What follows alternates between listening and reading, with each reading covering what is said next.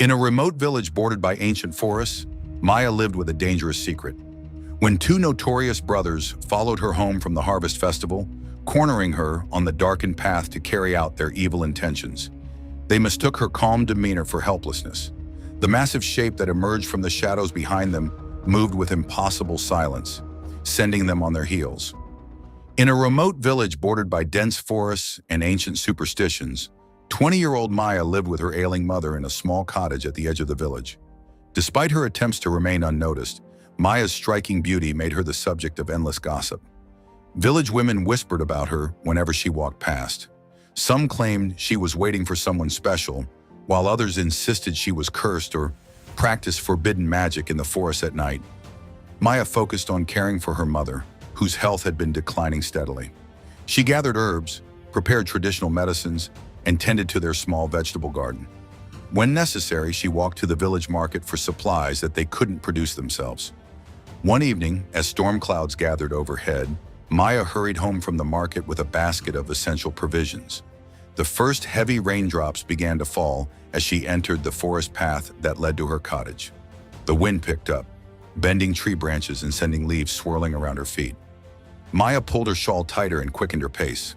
Halfway home, a sound cut through the rumble of thunder, a faint, pitiful cry coming from beneath a fallen log near the path. Most villagers would have hurried past, fearing forest spirits or bad omens. But something in that cry touched Maya deeply. She set down her basket and approached cautiously. Peering into the hollow space beneath the massive log, Maya gasped. A tiger cub, no more than a few weeks old, lay trembling in the dirt. Its golden fur was matted with blood from a wound on its hind leg, likely from a hunter's trap. Its eyes, amber pools flecked with gold, looked up at Maya with a silent plea that transcended the boundary between human and animal. Maya knew the dangers of interfering with wild creatures, especially one that would grow to become the forest's most feared predator. Tigers were rare in these parts now, hunted nearly to extinction. The mother was likely dead, or else she would never have abandoned her cub. Without thinking of consequences, Maya gently wrapped the trembling creature in her shawl and cradled it against her chest. The tiny tiger offered no resistance, seeming to sense her peaceful intentions. Immediately, she got home and showed her mother what she had brought. She protested, reminding Maya that they barely had enough to feed themselves. "The forest takes back what belongs to it," her mother warned. "Always." But Maya remained resolute. She cleaned the cub's wound, bandaged its leg, and prepared a mixture of goat's milk and crushed meat that the tiny creature eagerly consumed. Maya named her Zara, meaning Princess of the Forest. She made a soft bed in their cellar, where the cub could remain hidden from visitors. Each night, Maya told Zara stories while the cub curled against her, purring contentedly.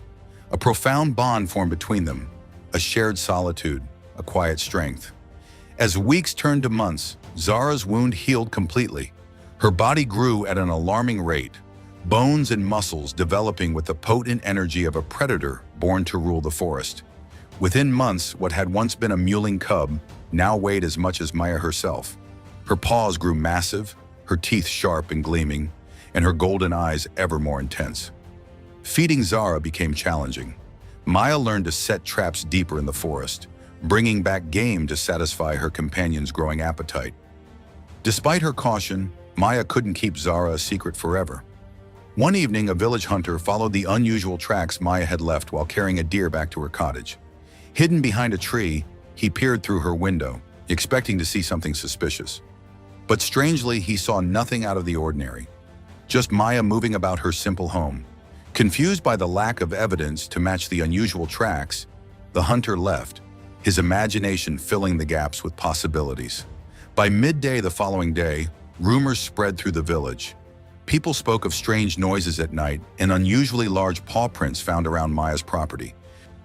The annual harvest festival arrived with its usual fanfare.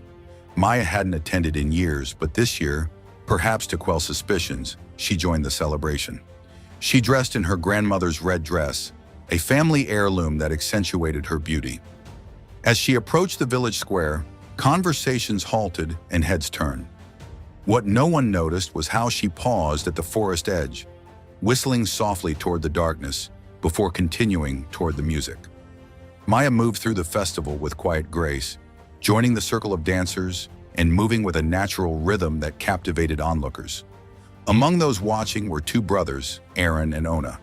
Known for their wealth and cruelty, they treated village women as conquests, taking what they wanted with little regard for consent. Their status protected them from repercussions. As they watched Maya dance, the brothers made a wager of who would be the first amongst them to have his way with Maya that night. As the celebration wound down, Maya slipped away, choosing the darker forest route home instead of the main path. The brothers waited before following, maintaining enough distance that she wouldn't notice their presence. When they caught up to Maya at a particularly dark stretch of path, they blocked her way.